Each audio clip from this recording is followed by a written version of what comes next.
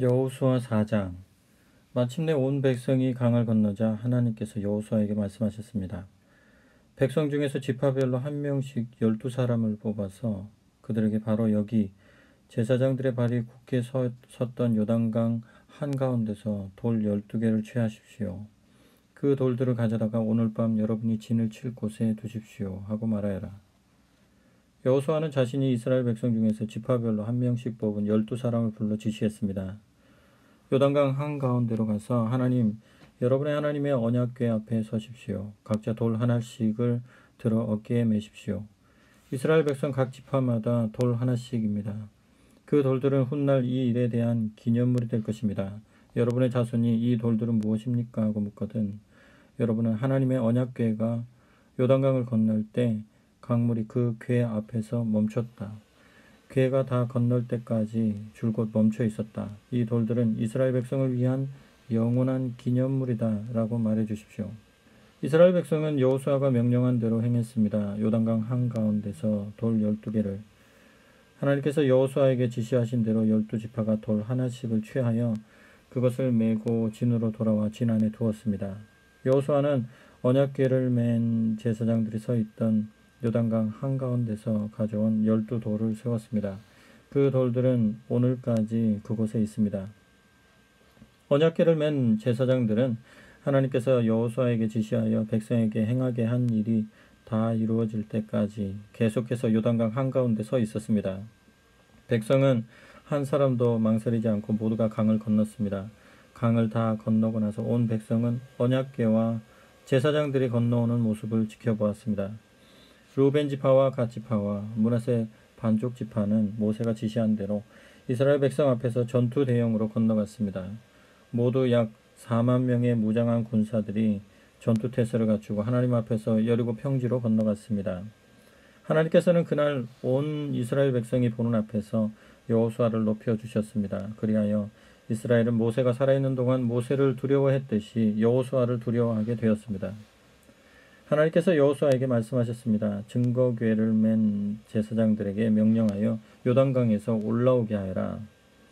여호수아는 제사장들에게 요단강에서 올라오십시오 하고 명령했습니다. 제사장들이 그대로 행했습니다. 그들은 하나님의 언약궤를 메고 요단강 한가운데서 올라왔습니다. 제사장들의 발이 마른 땅에 닿자마자 요단강 물이 전처럼 뚝 안으로 다시 흐르기 시작했습니다. 백성은 첫째 달 10일에 요단강에서 올라와 여리고 동쪽 길갈에 진을 쳤습니다.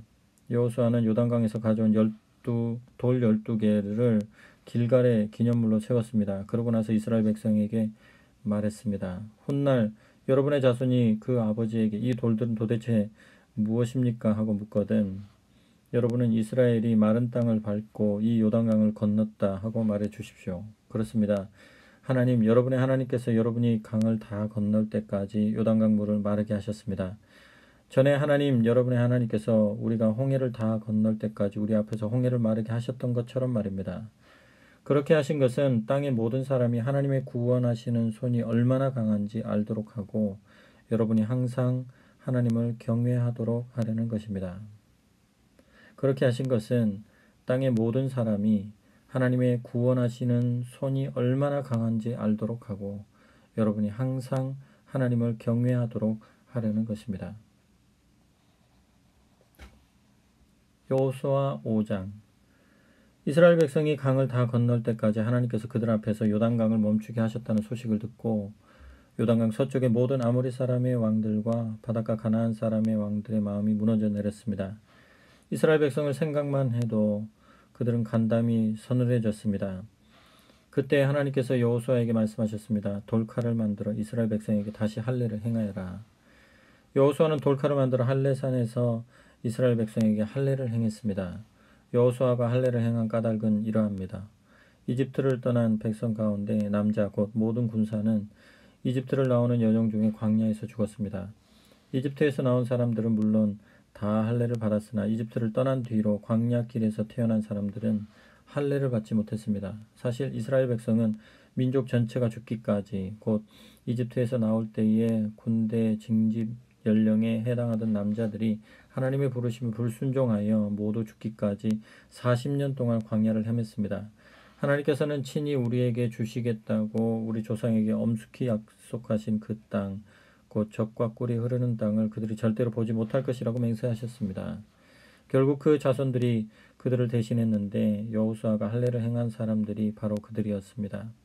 그들이 지금까지 할례를 받지 못한 것은 광야길에서 아무도 할례를 행하지 않았기 때문입니다. 온 백성의 할례가 끝나자 그들은 다 나을 때까지 진을 친 곳에 그대로 머물렀습니다. 하나님께서 여호수아에게 말씀하셨습니다. 내가 오늘 너희가 이집트에서 겪은 치욕을 없애버리겠다. 그래서 그곳은 오늘까지 길갈이라고 불립니다. 이스라엘 백성은 계속해서 길갈에 진을 쳤습니다.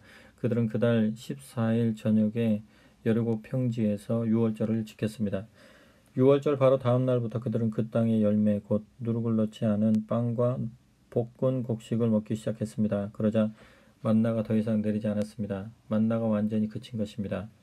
이스라엘 백성이 그 땅에서 난 음식을 먹기 시작하자 그들에게 더 이상 만나가 주어지지 않았습니다.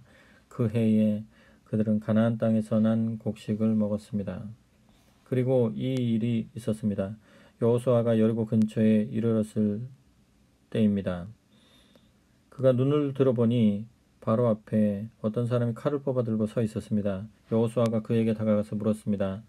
너는 어느 편이냐? 우리 편이냐? 우리 원수 편이냐? 그가 말했습니다. 어느 편도 아니다. 나는 하나님의 군대 사령관으로 이제 막 도착했다. 여호수아가 땅에 엎드려 경배한 다음 그에게 물었습니다. 내 주께서 이 종에게 내리실 명령이 무엇입니까? 하나님의 군대 사령관이 여호수아에게 명령했습니다. 내 발에서 신을 벗어라. 내가 서 있는 곳은 거룩한 곳이다. 여호수아가 그대로 행했습니다. 여호수아 6장. 여리고는 이스라엘 백성 때문에 철통같이 닫혀 있었습니다.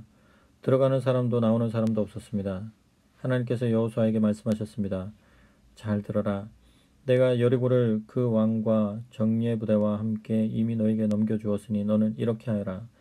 너희 모든 군사들은 그 성 둘레를 따라 행진하여라. 성을 한 바퀴씩 돌되 6일 동안 반복해서 돌아라. 제사장 7명이 언약궤 앞에서 순양 뿔 나팔 7개를 들고 가게 하여라. 7일째 되는 날에는 제사장들이 나팔을 부는 동안 성을 7바퀴 돌아라. 후에 순양불을 길게 부는 소리가 들리거든 온 백성이 힘껏 소리를 질러야 한다. 그러면 성벽이 곧바로 무너질 것이다. 그때 백성이 일제히 진격하여 들어가라.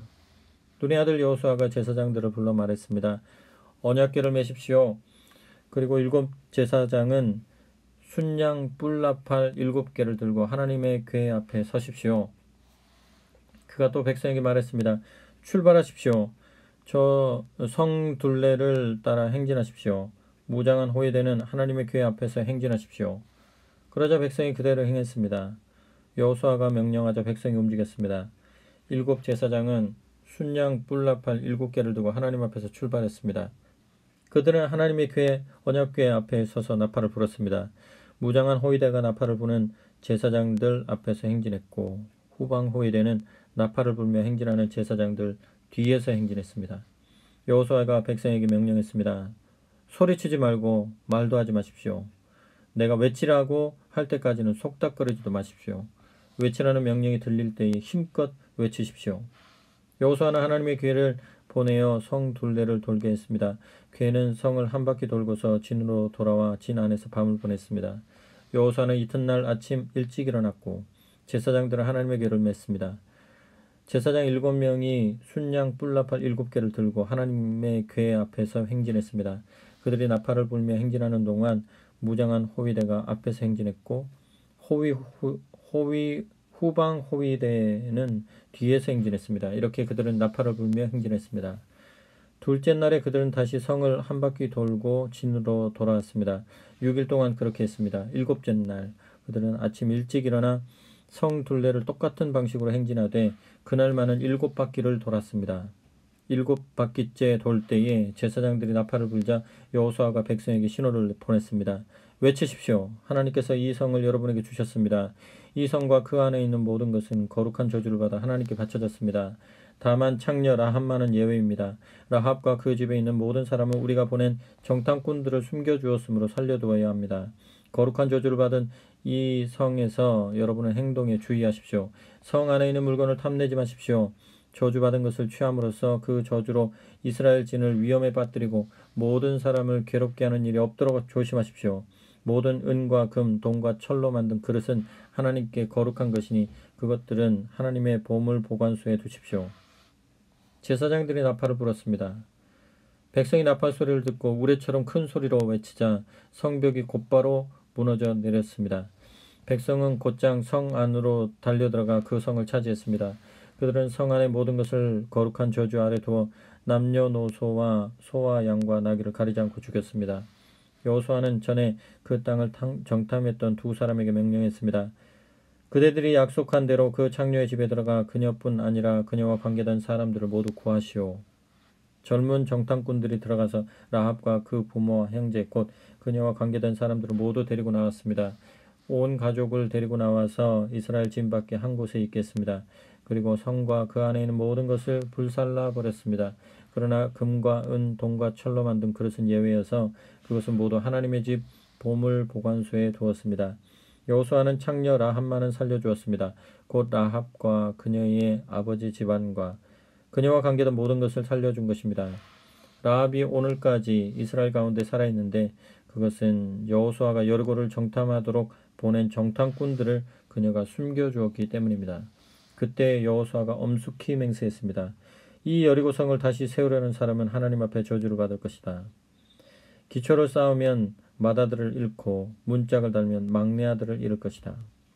하나님께서 여호수아와 함께 계셨으므로 그는 온 땅에 널리 알려졌습니다. 하나님께서 여호수아와 함께 계셨으므로 그는 온 땅에 널리 알려졌습니다.